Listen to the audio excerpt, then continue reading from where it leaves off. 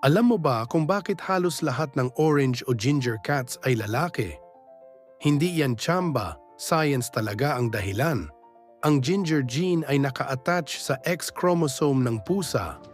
Kapag lalaki ang pusa, XY, isa lang ang X chromosome niya, kaya isang orange gene lang mula sa nanay, boom, ginger cat na agad siya.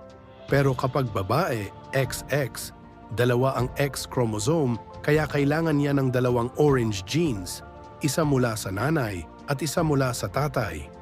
Ngayon, eto ang twist. Kapag isang orange gene lang ang nakuha ng babaeng pusa, hindi siya magiging purong orange.